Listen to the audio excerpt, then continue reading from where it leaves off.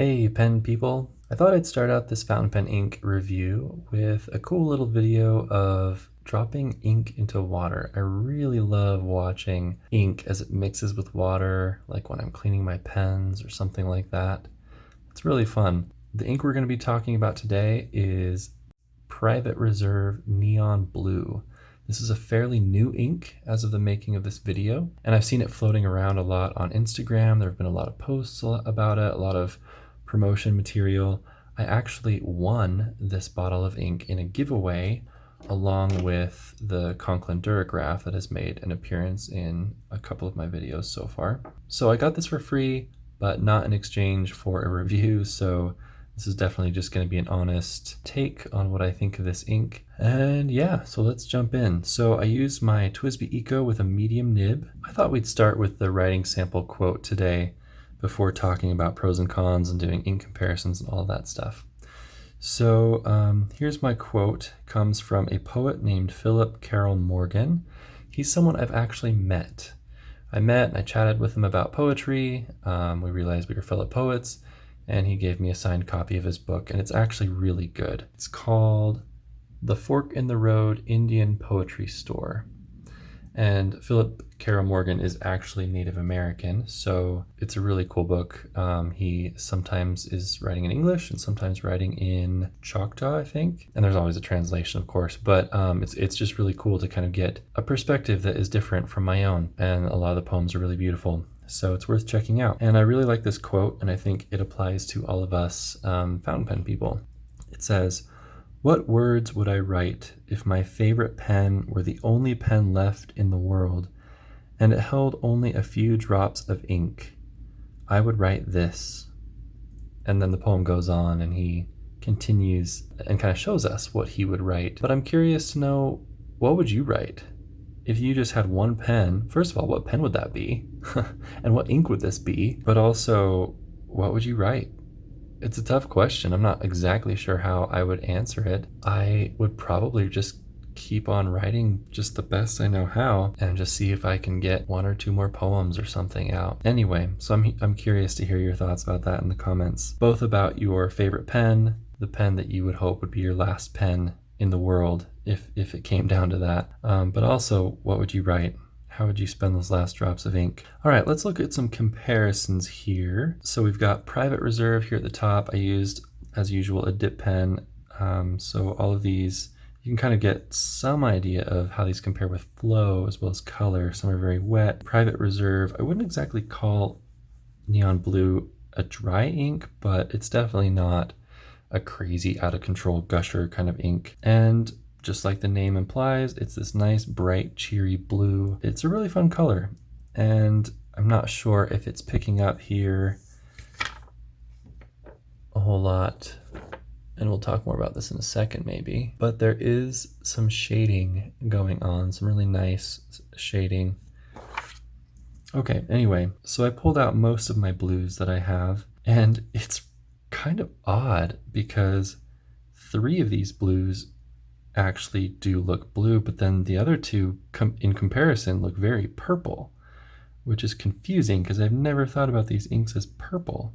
But I guess you can see how some of these blues have a cooler tone and some of them have a warmer tone. Anyway, so Noodler's Polar Blue, Iroshizuku Konpeki, Deautramentis Document Blue, and then this one, if anyone can tell me what this is, that would be great. And I know it's just a very small little sampling there, but it's just kind of this pleasant sort of light blue Mont Blanc ink that my wife found at a yard sale for $1 and snatched it up. So that was a cool find. It's a nice ink. I have no idea what it's called though. The bottle's not clearly labeled that way. Anyway, so that gives you some idea. It's of these 5, it's definitely the lightest, but it's not super faint. It's bright, it's neon, kind of a sky blue, maybe a little darker than that. Okay, so let's talk about our pros here. I already mentioned that it shades. It's not like some crazy shading ink like some of the ones that Noodler's is known for or whatever, but it is a nice pleasantly shading ink. As I mentioned, the flow is good. It's not overly wet, but it's definitely not dry. The color is nice. It's fun. I always like kind of unique blues because blue is a color that's just so typical in the ballpoint world. So I like seeing atypical blues in the fountain pen world that kind of set themselves apart from ballpoint blue. And this one, I think, does that to some extent, both because of the shading and also because of the color. It's just maybe more bright and vibrant than the typical ballpoint refill. And the bottle's pretty cool too.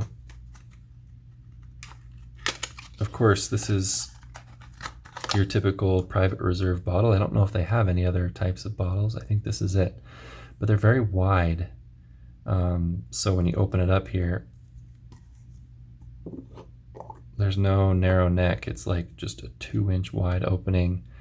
So it's a little scary, to be honest, because it just feels like so much could go wrong if you bump it or something. But it's fun. It's different to have a bottle like this. So the cons of this ink, there's not really a lot of cons, but the water resistance for this ink is nothing. I did a little drop test here and yeah, totally erased completely. So depending on, whoa, what in the world?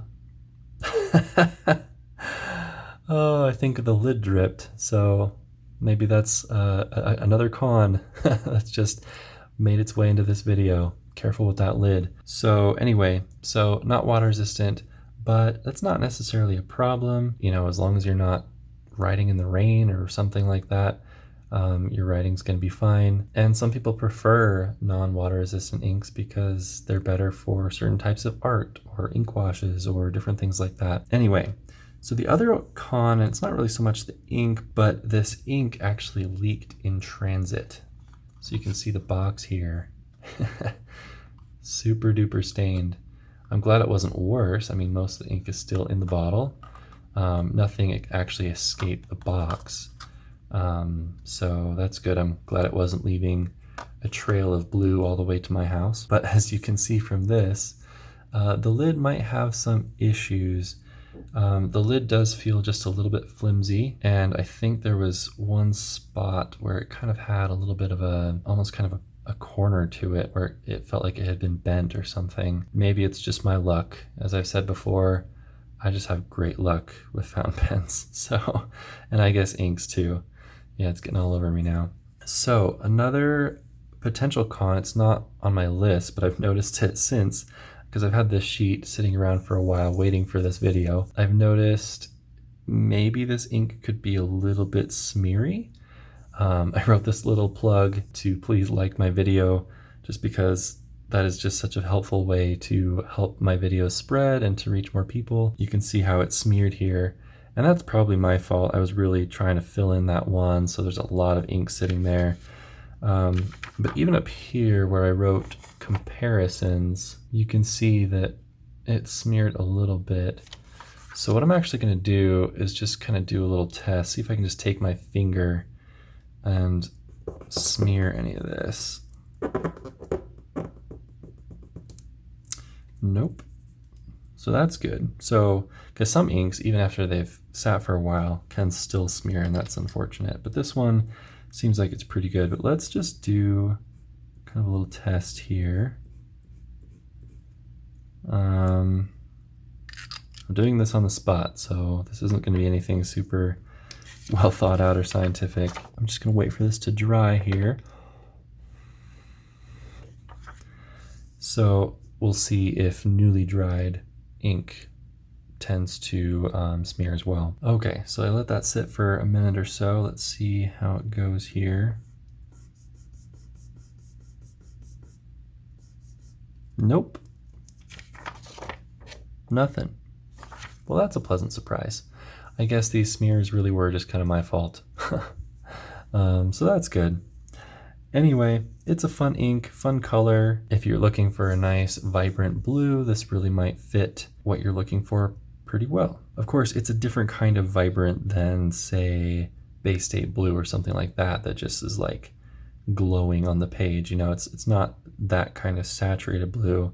It's much lighter than that, but it's still bright and just a fun blue. So I do have to say though, even though I think this is a nice color, a nice ink, I don't think it really fits my tastes super duper well.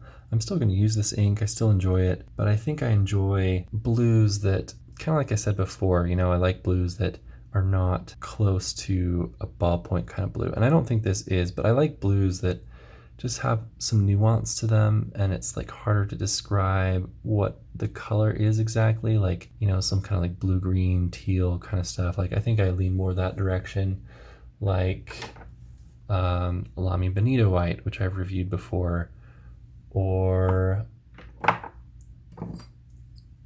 54th Massachusetts,